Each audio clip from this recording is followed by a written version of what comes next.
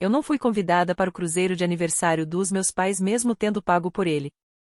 Meu pai me mandou uma mensagem: achamos que seria melhor sem você. Eu respondi: beleza. Na manhã seguinte, minha mãe me ligou 22 vezes. A companhia de cruzeiro se recusou a deixá-los embarcar sem a presença do titular do cartão. 3 horas depois, começou a loucura. Eu já vinha sentindo que algo estava errado. Cerca de uma semana antes da viagem, minha mãe estava sendo vaga no grupo da família. Minha irmã mais velha simplesmente ignorava minhas perguntas sobre o que levar na mala.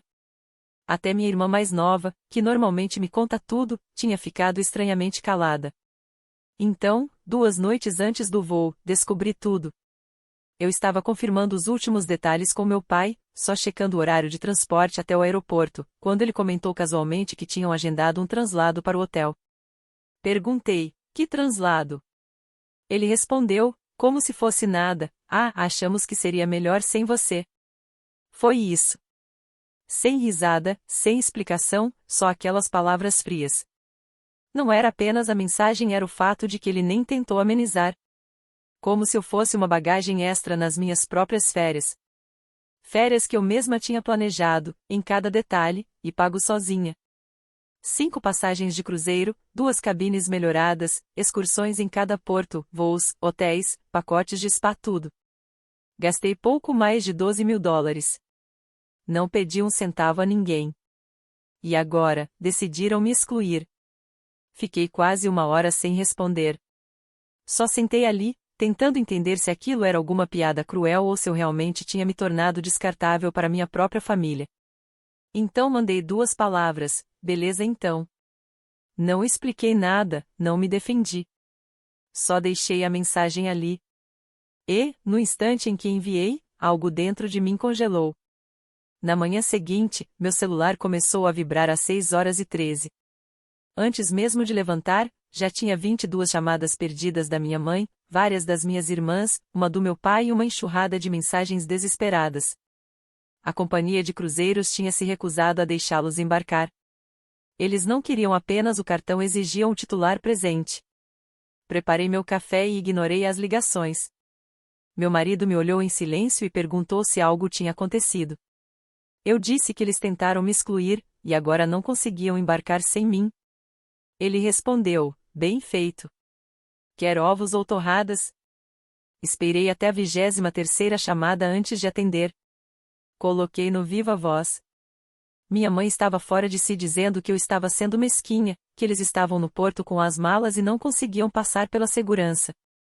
Ela gritava que eu precisava pegar o próximo voo para Miami ou, no mínimo, autorizar o embarque por telefone. Eu disse não. Sem raiva, sem gritar. Só calmamente. Eu disse que eles podiam ter pensado nisso antes de decidirem que eu não valia a pena ter por perto. E desliguei o telefone. 3 horas depois, estavam batendo na minha porta. Já era quase meio-dia. Eu já tinha saído para tomar café da manhã com meu marido, levado o cachorro para passear e não tinha a menor intenção de atender, mas eles não paravam. Finalmente abri a porta, e lá estavam, os dois, queimados de sol e de nervosismo, parados como se eu devesse alguma coisa a eles.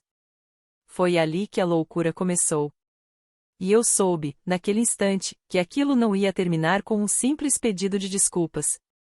Quando começaram a bater com força, percebi que não tinham vindo se desculpar. Fiquei no alto da escada por alguns segundos, observando as sombras deles através do vidro. Meu marido perguntou se eu queria que ele atendesse, mas eu balancei a cabeça. Eu queria ver as caras deles.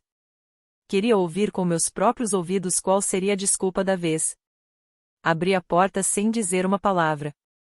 Minha mãe entrou como se a casa fosse dela. Meu pai veio logo atrás, mais quieto, mas ainda com aquele ar de quem achava que tudo não passava de um mal-entendido. Nenhum dos dois esperou convite. Entraram como se ainda fosse a casa deles. Como se eu ainda fosse a filha adolescente, de castigo por responder mal. Assim que chegou à sala, minha mãe explodiu. Começou a me acusar de ser egoísta, disse que eu os tinha humilhado, que a equipe do cruzeiro os tratou como criminosos por minha culpa. Reclamou que todo mundo olhava quando foram barrados no embarque, que eu tinha planejado tudo por vingança. Ela realmente acreditava que eu tinha arquitetado o caos só para arruinar a viagem deles. Eu não interrompi. Deixei ela desabafar. Observei o rosto dela ficando vermelho enquanto ela reclamava de tudo, das férias perdidas, de como eu era ingrata desde sempre. Meu pai tentava intervir de vez em quando, soltando frases como: "Vamos com calma. Não precisamos gritar. Podemos conversar." Eles ainda não entendiam. Acreditavam de verdade que eu iria resolver tudo, que eu me sentiria culpado bastante para devolver o dinheiro ou remarcar a viagem. Que eu ia, mais uma vez, juntar os cacos por eles. Eu apenas disse que o cruzeiro era não reembolsável. Minha mãe perdeu o controle. Disse que eu desperdicei o tempo, a energia e a confiança deles. Que eu havia traído a família. E então tentou virar o jogo, dizendo que, se eu não fosse com eles, seria prova de que eu não queria mais fazer parte da família. Não falei muito. Só me sentei no braço do sofá e fiquei assistindo a cena. Foi quando meu marido desceu as escadas. Encostou-se na parede, de braços cruzados. Não disse nada até minha mãe colocar o nome dele na conversa. Ela disse que ele tinha me envenenado contra eles. Disse que, desde que eu me casei com ele, fiquei fria, distante e calculista nas palavras. Foi nesse momento que meu marido perdeu a paciência. Mandou que eles fossem embora. Disse que eles eram loucos se achavam que podiam me desrespeitar dentro da minha própria casa e ainda conseguir o que queriam. Afirmou que, se não saíssem em 30 segundos, ele mesmo mostraria a porta. Meu pai tentou acalmar a situação, mas já era tarde. Minha mãe estava gritando. Meu marido ficou parado, de braços cruzados, enquanto ela lançava um último insulto e saía batendo a porta. Meu pai foi atrás, mais quieto do que o normal. Depois que eles foram embora, a casa ficou em silêncio. Não conversamos muito. Meu marido se sentou ao meu lado e perguntou se eu estava bem. Eu disse que sim, mas não estava. Nem um pouco. O silêncio que veio depois era mais alto que os gritos. Nenhuma mensagem. Nenhum pedido de desculpas. Ninguém perguntou se eu estava viva durante 3 dias. Na quarta noite, recebi uma mensagem do meu pai. Dizendo que queriam conversar. Me convidavam para jantar. Só eu sem o meu marido. Não respondi na hora. Levei horas para decidir se iria. Parte de mim não queria. Parte de mim não queria nunca mais pisar naquela casa. Mas a outra parte, a parte boba e esperançosa, queria acreditar que, talvez, finalmente, eles estivessem prontos para conversar como adultos. Disse ao meu marido que iria, mas pedi para ele esperar do lado de fora, por precaução. Cheguei alguns minutos antes do horário. A luz da varanda estava acesa, mesmo com o sol ainda visível, como se quisessem parecer acolhedores demais.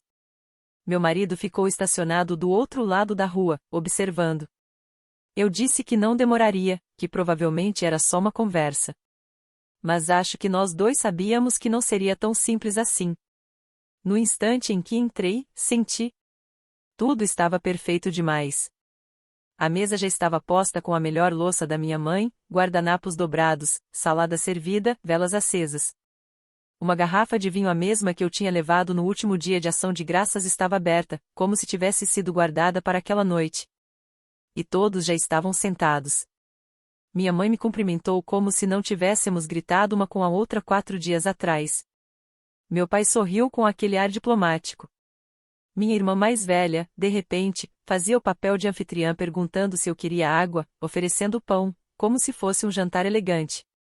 E minha irmã mais nova, com seus 16 anos e aquela transparência desconfortável, mal levantava os olhos do prato. Dava para ver que estava tensa, deslocada. Eles todos agiam como se nada tivesse acontecido. Sentei-me sem dizer muito. Eles preencheram o silêncio com conversa fiada. Minha mãe perguntou sobre o trabalho. Meu pai perguntou se meu marido estava bem. Perguntaram até do cachorro. Eu respondi com frases curtas. Cada pergunta soava ensaiada, como se tivesse passado por aprovação antes. A comida estava boa. O clima, nem tanto. No meio do segundo prato, frango à piccata com aspargos cozidos demais, meu pai se recostou na cadeira e começou o discurso. Disse que era uma pena o cruzeiro não ter dado certo, que a família ainda merecia relaxar depois de tanta confusão. Falou de algumas ideias que eles vinham considerando. Minha mãe entendeu o sinal e empurrou algo pela mesa em minha direção, um panfleto impresso, brilhante, dobrado ao meio. Era de um resort no Arizona. Não um resort qualquer, mas um daqueles spas de luxo no deserto, com piscinas infinitas, cúpulas de meditação e massagens diárias. O tipo de lugar onde as pessoas fingem que a vida não está desmoronando. Ela sorriu enquanto eu lia. Disse que seriam apenas 5 noites, que o preço era ótimo considerando tudo. Que já tinham escolhido as datas. Que as passagens ainda estavam baratas se aguíssemos rápido. Eu levantei o olhar. E fiz a única pergunta que importava. Quem vai pagar? Minha mãe piscou, como se não tivesse entendido direito. Meu pai soltou uma risadinha e disse algo sobre como eu tinha lidado tão bem com a logística da última vez. Minha irmã mais velha entrou na conversa. Se a gente dividir o custo das lembranças e das refeições desta vez, vai ser até mais fácil para mim. Mais fácil para mim? Pensei. Minha mãe completou dizendo que dessa vez seriam só $5.000, uma fração do que o cruzeiro tinha custado. Falou isso como se estivesse me fazendo um favor. E foi nesse instante que eu percebi. Aquilo não era um pedido de paz. Era uma armadilha. Eles não queriam resolver nada. Queriam apenas seguir em frente, fingindo que nada tinha acontecido. Reembalaram a traição toda em uma nova viagem em outro plano, onde eu pagava, eles iam e eu ficava de fora outra vez.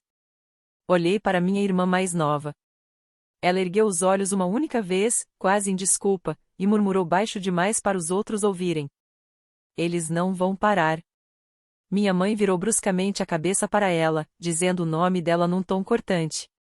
Meu pai tentou disfarçar com uma risada, dizendo que ela estava exagerando, coisa de adolescente dramática.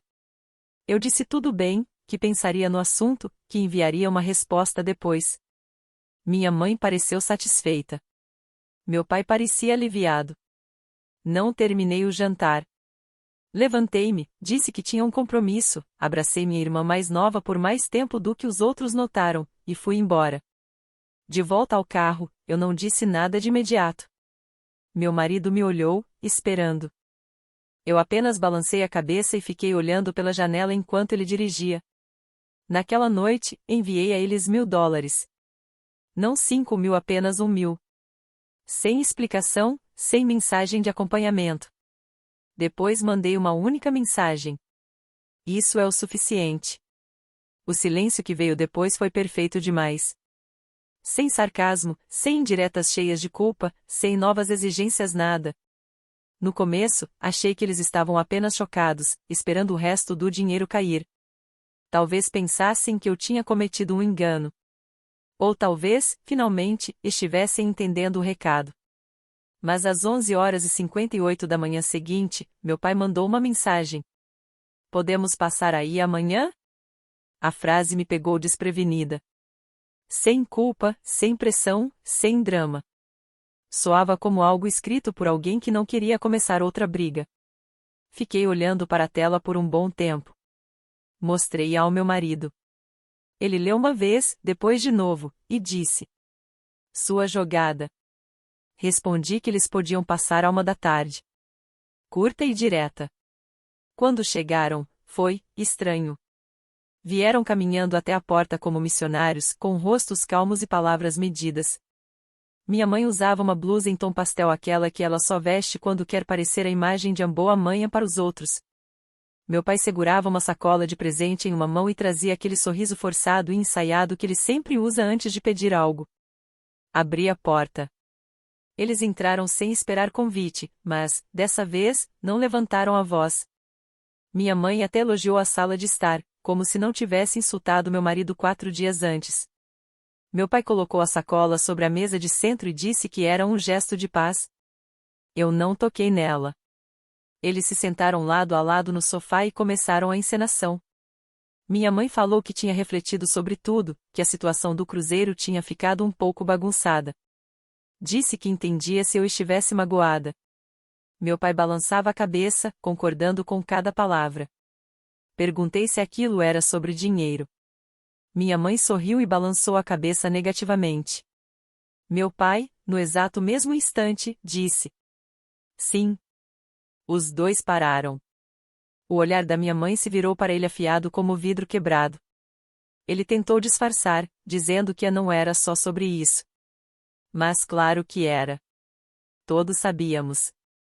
Então, do nada, minha mãe se levantou e disse que tinha esquecido algo no carro. Não explicou o que. Simplesmente saiu pela porta, enquanto meu pai ficou sentado, falando sobre como toda a família passa por fases em que a nossa estava apenas em uma fase difícil. Eu apenas assenti devagar, ouvindo, mas algo no meu estômago se revirou. Ela ficou fora por 5 minutos, depois 10. Então ouvimos o barulho do carro ligando. Levantei-me, fui até a janela. Ela já estava saindo da nossa garagem. Olhei para o meu pai. Ele piscou, como se não tivesse percebido que ela realmente estava indo embora. Disse que ela só precisava tomar um ar, que era muita coisa para ela processar. Eu não acreditei em uma palavra. Disse a ele para ir embora. Não gritei. Não discuti. Apenas apontei para a porta. Ele pegou a sacola de presente, como se tivesse esquecido que ela estava ali. Disse: a gente só está tentando consertar as coisas. E saiu. Fiquei parada por alguns segundos, tentando decidir se olhava dentro da sacola ou jogava direto no lixo. A curiosidade venceu. Abri. Lá dentro havia uma confirmação impressa de reserva. 5 noites. O mesmo resort no Arizona que eles tinham mencionado no jantar. Pago integralmente, e no meu nome. Meu nome completo. Meu endereço. Meu cartão. Corri para o laptop, entrei na minha conta bancária e fiquei encarando a tela. Transação: $5.387. Feita online, no dia anterior à visita deles. Eles não pediram. Não esperaram.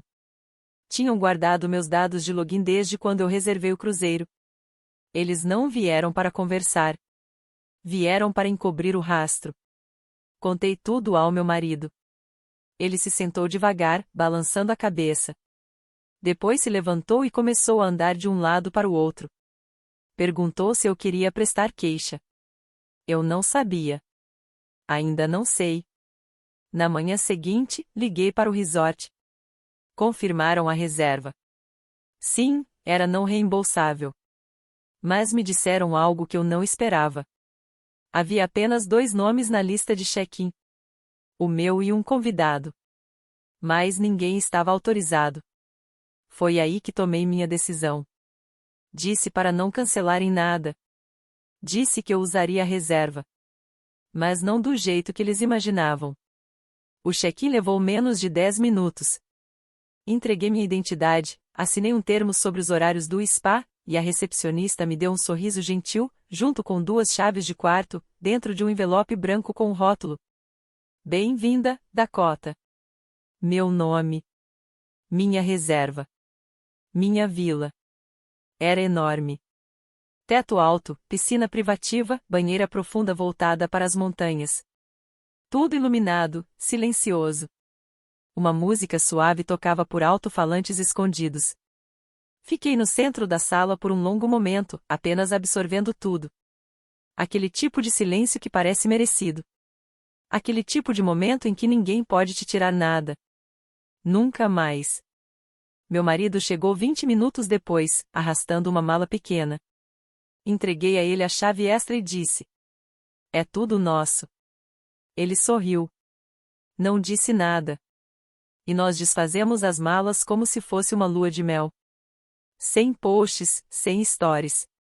Mantivemos os celulares no modo avião por 2 dias. E, por esses 2 dias, houve paz. Dormimos até tarde, bebemos à beira da piscina, caminhamos pelos caminhos silenciosos do resort. Não falamos dos meus pais. Não falamos do dinheiro.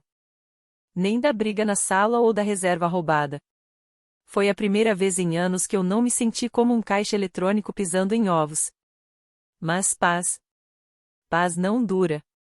Não com gente como eles. Na terceira manhã, liguei o celular. Já havia várias chamadas perdidas, mensagens de voz e uma sequência de mensagens cada vez mais desequilibradas da minha mãe, seguida por uma da minha irmã mais velha que dizia apenas: "Você realmente fez a viagem?" Logo depois, outra mensagem: "Eles estão no aeroporto. O hotel não deixa eles entrarem." Aparentemente, eles tinham decidido ir mesmo assim. Compraram passagens para Fênix, fizeram as malas e dirigiram até o resort, achando que, ao chegarem lá, a recepção andaria um jeito. Só que eu já tinha feito o check-in. A reserva estava no meu nome, com meu cartão, e listava apenas um convidado. A recepção não cedeu. Li todas as mensagens enquanto tomava café na nossa varanda privativa. Meu marido me entregou um croissant e nem precisou perguntar o que estava acontecendo. Dava para ver no meu rosto. Respondi à minha mãe com 3 palavras: "Você não foi convidada." Menos de um minuto depois, o celular tocou. Atendi. Ela não começou gritando. Estava chorando descontroladamente. Disse que estavam lá, na frente do balcão, parecendo idiotas. Que as pessoas olhavam. Que ela estava humilhada. Que eu era cruel, mesquinha, ingrata. Deixei ela terminar. Depois disse apenas: "Você roubou de mim." É isso que acontece quando se rouba. Ela respondeu que era só uma viagem, só dinheiro.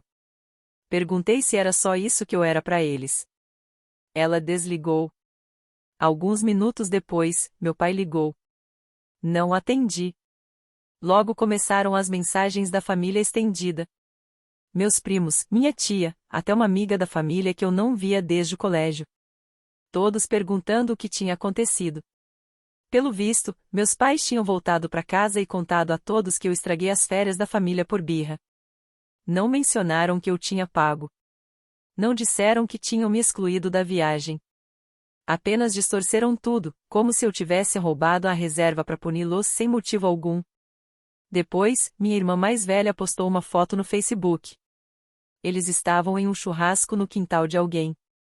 A legenda dizia: "A família torna tudo melhor." Minha mãe sorria. Meu pai estava na grelha. Atrás, um banner barato pendurado no varal. Eu não estava em nenhuma foto.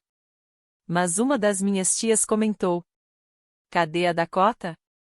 E minha mãe respondeu: "Ela escolheu não vir. Não sabemos por quê. Ela anda agindo estranho ultimamente. Como se eu fosse a desequilibrada." Foi aí que entendi o que tudo aquilo realmente era. Nunca tinha sido sobre a viagem. Sempre foi sobre controle. Sobre quem seria a vítima. Quem ficaria no centro do palco. Não comentei na postagem. Mas, um dia depois, recebi uma mensagem da minha irmã mais nova. Apenas uma linha. "Eles estão mentindo para todo mundo. Me desculpa."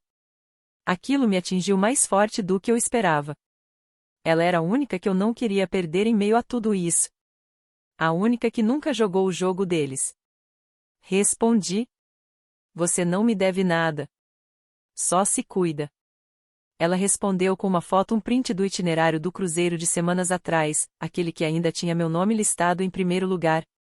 Junto, escreveu: "Eu vou contar a verdade."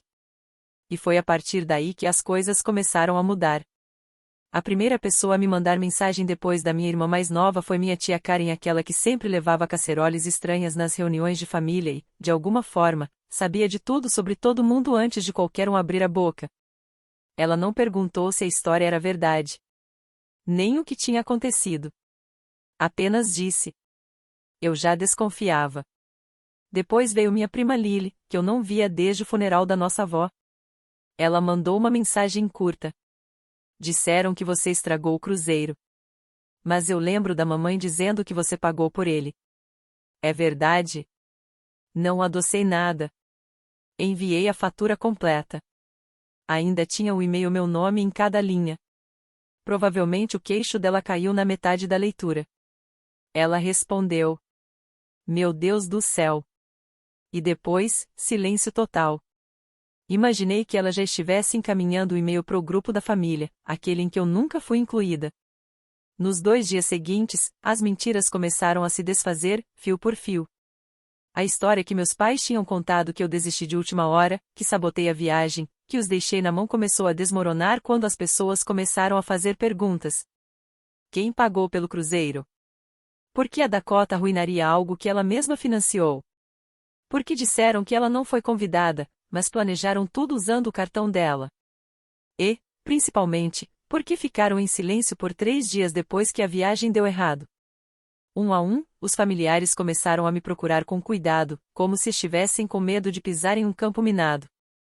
Queriam ouvir meu lado, mas, mais do que isso, queriam se afastar do caos. Descobri que meus pais vinham falando de mim pelas costas há semanas, antes mesmo do cruzeiro. Diziam que eu estava instável, difícil, emocional demais, que desde o casamento eu tinha me tornado controladora, e que aquela viagem seria uma forma de me dar um tempo. Eu nem fiquei surpresa. Era típico deles me usar, e depois me pintar como a vilã quando fosse conveniente. Mas o que me surpreendeu foi a rapidez com que tudo mudou depois que as provas apareceram. Uma prima mais velha fez um post longo sobre verdade familiar, sobre como tem gente que sorri pra você enquanto apaga a sua existência por trás. Ela não citou nomes, mas todo mundo sabia de quem ela falava. Alguns curtiram, outros comentaram. E assim, pouco a pouco, meus pais começaram a perder o controle da narrativa. Tinham jogado alto demais. As pessoas não gostam de descobrir que foram enganadas ainda mais para encobrir algo tão podre. Mas mesmo vendo a maré virar, eu não comemorei. Não mandei mensagem. Não liguei. Não precisei. Eles sabiam. Eu sei que sabiam, porque 3 dias depois que a verdade começou a se espalhar, recebi um cartão escrito à mão pelo correio. Sem remetente. Dentro, uma nota na caligrafia da minha mãe. Apenas algumas linhas. A gente não achou que chegaria tão longe. Só queríamos nos sentir valorizados. Desculpe se passamos dos limites. E foi só isso. Nada de desculpas por terem roubado. Nada por terem me excluído. Nada por terem reescrito a história. Apenas um pedido de desculpas porque as mentiras não ficaram escondidas. Nunca respondi. Eles não falam mais comigo. Ainda celebram as coisas aniversários, feriados, jantares aleatórios. E eu não sou convidada. Mas vejo as fotos. Vejo as legendas. Família em primeiro lugar. Sem drama, só amor. E o mais irônico é que, tudo bem pra mim. A pior parte de tudo isso nunca foi o dinheiro, nem mesmo a traição. Foi perceber que eu nunca deveria ter tentado pertencer a pessoas que só me viam como útil. Eu podia ter feito aquele cruzeiro desde o início. Relaxado à beira d'água com meu marido. Sem pagar por 4 pessoas extras que nunca quiseram minha presença. Agora eu não pago mais por ninguém. E, sinceramente, é a melhor viagem da minha vida. Última atualização. Já se passaram 3 meses desde o Arizona. A vida tem sido silenciosa, até pacífica. Sem convites falsos. Sem mensagens passivo-agressivas. Sem o grupo da família vibrando com planos dos quais eu a não devia ver. Eu não procuro. Eles não me procuram. Achei que o capítulo estava encerrado. Mas algumas noites atrás, recebi uma mensagem da minha irmã mais nova. Não falávamos desde que ela disse que contaria a verdade. Achei que tivesse mudado de ideia ou que a tivesse impressionado ao silêncio. Mas o texto era curto. Cansei de fingir. Em anexo, um print de um grupo de família só minha mãe, meu pai e minha irmã mais velha. Eles planejavam uma viagem de Natal para Charleston. Nada luxuoso, uma casa alugada, algumas atividades, o mesmo esquema de sempre. Meu nome não aparecia em lugar nenhum, até o final da conversa. Mamãe, não falem da Dakota. Ela vai transformar tudo em drama. Vamos só dizer que achamos que ela tinha outros planos. Papai, ela nunca quer se envolver, a menos que a ideia seja dela. Melhor deixá-la de fora. Minha irmã mais velha, a não ser que ela vá pagar. Aí, de repente, ela aparece. Debaixo do print, minha irmã mais nova escreveu. Disse pra eles que não vou. Quero passar o Natal com você e o James, se ainda for tudo bem. Fiquei olhando para aquela mensagem por um tempo. Depois respondi: claro que sim. Ela não pediu mais nada. Só disse que compraria a passagem em breve. No dia seguinte, mandou o comprovante da compra. Sem pedir ajuda, sem indireta, sem expectativa. Apenas prova de que, pela primeira vez, alguém da minha família não esperava que eu pagasse nada. Só queria estar junto. É algo simples, mas, para mim, valeu mais do que qualquer pedido de desculpas falso. Neste Natal, seremos só nós três. Eu, meu marido e ela. Sem drama.